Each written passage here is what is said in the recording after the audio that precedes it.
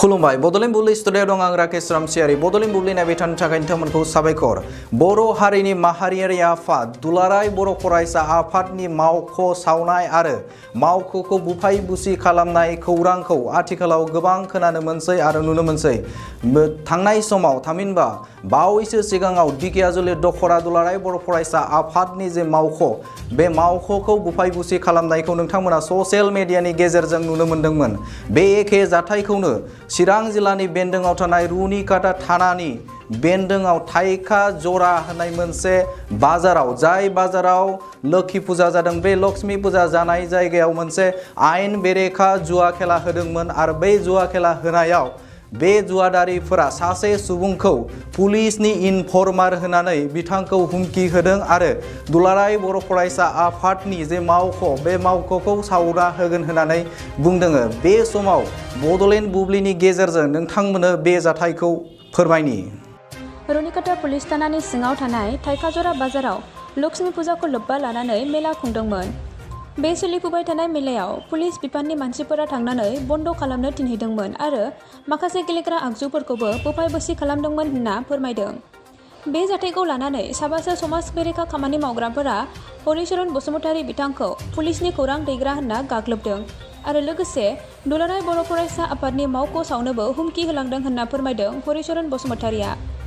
बे जाथायनि सायाव दुलाराय बर' फरायसा आफादा एफआइआरखौ दुनाबारि गामिनिफ्राय तुला ब्रह्म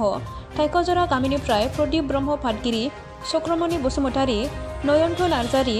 पाप सालबारि गामिनिफ्राय उत्तम बरगयारिनि मुङाव रुनिकाटा पुलिस थानायाव गथायबाय थाइखाजरा इउनिटनि वार्कार आंथ' दखान होयो थिनालियाव जेनेबा आंखौ थांनानै एटाक खालायदों जेनेबा जोहैदों सौहैदों एबसुनि वार्कार हिसाबै आंखौ सौहैबाय जेनेबा पुलिस लिंहरदों होननानै आंखौ बेबायदि एटाक खालायदों आरो रायजो राजाखौ लानानै जानायाथ' आंथ' जेबो खबर गैयामोन आंथ' आंनि बिजनेस आंहा एंगेज दंखायो इउनिफर्म सुनाय दा फुरा बिजिखा आं मानि थाखाय बुहैदों आसरितसो मोनदों आं गोमोदोंसो आङो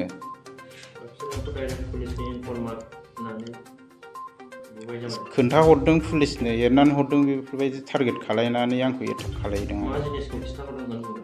जेनेबा गावसोर खेला होदों बेफोरबायदि रायजो राजाया उथायजाबाय नालाय बेखौ खोन्थाहरदों पुलिस लिंहरदों होननानै बुंदों आरो आघाताथ' आथिङाव खेमसिया नांदोंमोन आखायावबो नांदों नैबेहाय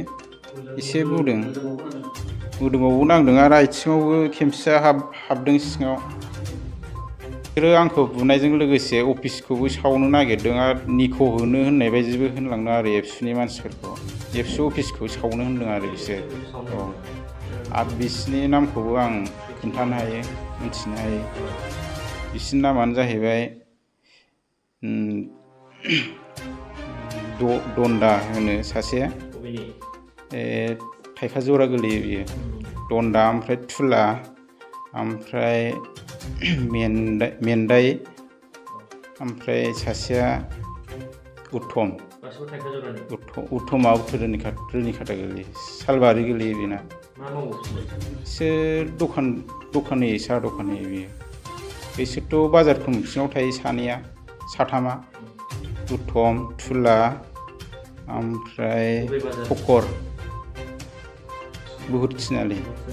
थाइखाजरा गोलैयो बुहुत थिनालि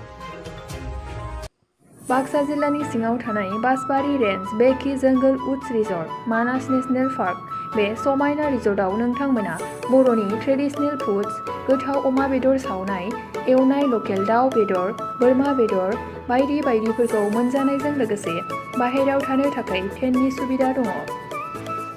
बन फायार jeep safari rafting elephant ride tea garden walk आलादा आलादा एसि गोनां खथानिबो सुबिदा दङ बे सुबिदाखौ लानो थाखाय नैबे नाम्बाराव फन खालाम 9104974956 एबा 9707614012